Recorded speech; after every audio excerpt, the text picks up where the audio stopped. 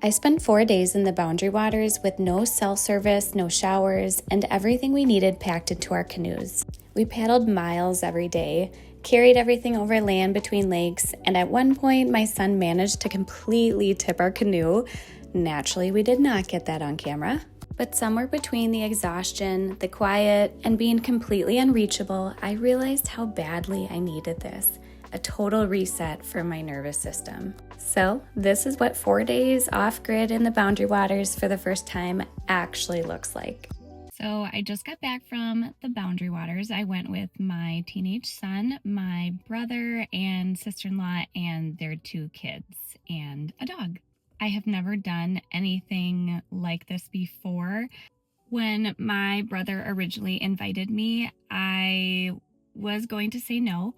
I just thought, no, that's not really my thing. But he said something to me that really stuck with me. And he said, you can do hard things.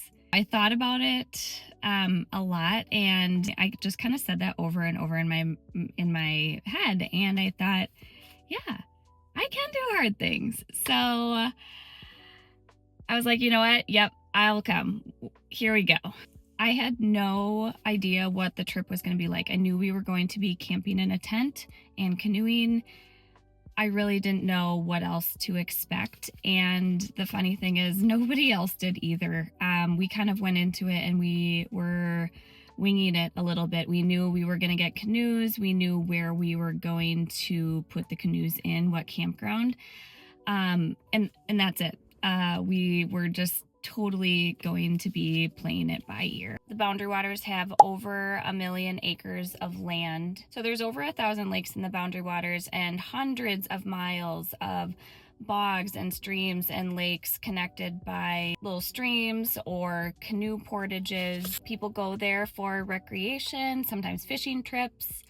Just to get away, disconnect. You're really living off-grid if you decide to camp in the Boundary Waters. There's little to no cell service, so you're totally unplugged. There is nothing nearby. You don't have your vehicle, you don't have any convenience stores, bathrooms, nothing. So you bring everything that you need for your trip, and you bring it, you carry it on your back or in your canoe. There's a lot of planning that goes into it, for sure. I was excited, I was nervous, I was all of the above. We were gonna be there for about 4 days, 3 nights. So packed up all the food we were gonna need, sleeping bags, tent, extra clothes, first aid kit. We headed out. We drove to an outfitter and we rented a 2-person canoe and a 3-person canoe. So when we first got to the entry point, it was jaw-dropping. It was just beautiful. You don't really see a lot of people because everything is just quiet and peaceful. So we got to the campground. We were able to drive there. We parked. We set up our tents for that first night. We unpacked our first meal. We had a jet boil, so we were able to heat up water to make ramen noodles, any instant meals or dehydrated meals that we brought, oatmeal, coffee, anything that required water. We were able to use these little jet boils. They're essentially little water bottles that have a little propane tank underneath or butane tank, and they boil the water very fast. So very, very handy because we couldn't have a fire. There was a fire ban with all the wildfires that were going on a couple of weeks ago. So the next day is when we were going to go look for our next campsite. You don't reserve campsites, so it's first come first serve. If you find a campsite, you kind of have to stake a claim. The second campsite we came to, we were like, this is it. It was stunning. It was beautiful. So we went back to the campground and we packed everything up. So the tent, sleeping bag, food, everything, packed it all into dry bags, and then we put it in our canoes and we set off to our next campground. The nice thing too is when you're in the Boundary Waters and there's nothing going on, we didn't have cell service, so there was nothing to check. There was no emails, no people trying to reach out to you, and maybe they were, but you just didn't know about it. So time just stood still, or it just didn't exist. Things that I would maybe be impatient about in like the real world or in everyday life, it just didn't matter. It didn't matter how long something took. Will say probably the first day or day and a half, there were times when I reached for my phone to look at it, to look at any notifications that I might have gotten, and realizing, there's none, because I don't have any service, none whatsoever.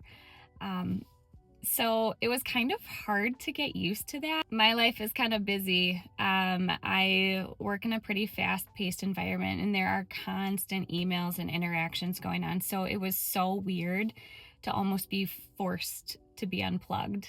By the time I left, I was just in total bliss. I could have probably just thrown my phone into the water and it wouldn't have mattered. It was fabulous. It's unique.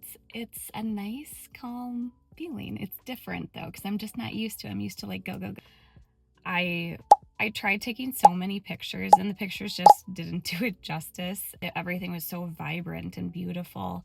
We did see a lot of wildlife. We did not see any bears or any moose, which is great. Well, kind of. I wish I would have seen something maybe from a distance, but just not up close, like, eating our food or attacking our tent or something. But I did see many beavers, saw some geese, some loons in the morning, heard the loons every morning, which is just so magical. Frogs, a few snakes. Actually, I almost stepped on a snake. It was just a garter snake, but still kind of surprising when you almost step right on it.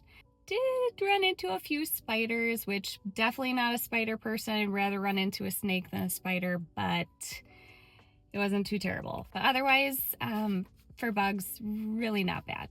Getting into the canoe for the first time was very interesting. The canoes are very lightweight. They are very, very tippy though. So there's no room for error. You cannot stand up in the canoe. You really have to watch where you're sitting even. I noticed that sometimes if me or the person sitting in the back were shifted just off center just a little bit, it totally threw off the canoe and the steering. So that was interesting to get used to. So we did do a few portages, which is where you actually carry the canoe. So either two people carry each end of the canoe and get to your next location, or in the center of the canoe, it actually has two padded shoulder rests. So you actually tip the canoe upside down and you balance it on your shoulders. It's engineered in such a way that it's actually very light and actually pretty comfortable for one person to carry. On the first day, probably about an hour and a half into our first little canoe adventure, we got to a beaver dam, and we were gonna have to climb over the beaver dam with our canoes to get to the next body of water. We had talked so many times about nobody standing up in the canoe, nobody standing up in the canoe, nobody standing up in the canoe. We get to this beaver dam area. We're parked essentially along the shoreline. My son stood up in the canoe and we went overboard. Michael!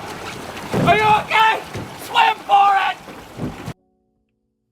It was surprising though how fast the canoe started to sink once it was filled with water. So it was probably a good lesson for the rest of us. If we were out in the middle of the lake and this had happened, I think that canoe would have been long gone.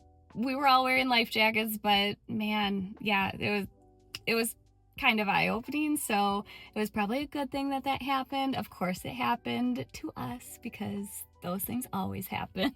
Everything that we were wearing and everything we had got totally soaked. There was food in there too, and that got soaked. So that was a good lesson for us. Will I let my son live that down? No. As far as eating, we ate things that we didn't have to put in the refrigerator. So I did a lot of tuna, protein bars, some wheat thins, oatmeal, fruit strips, nuts, things like that.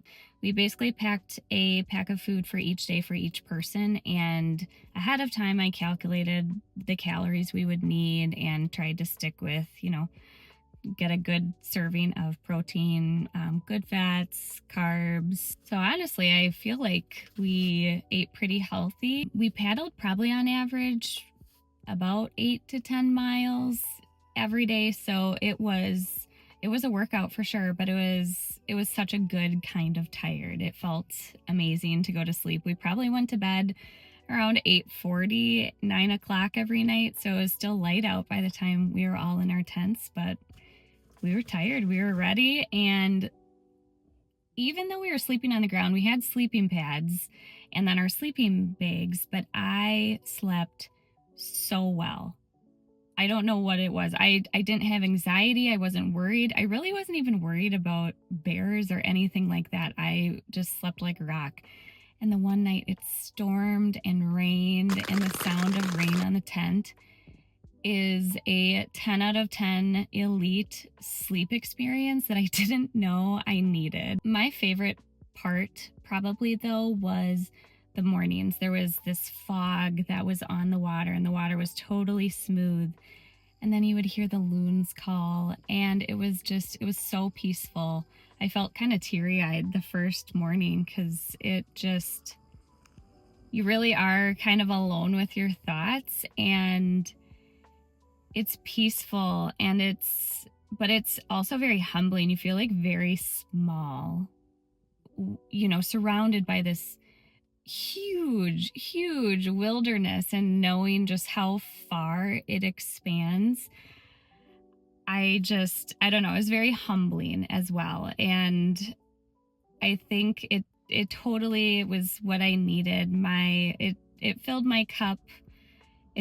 My heart was so full. It definitely filled my cup. It was just an amazing reset.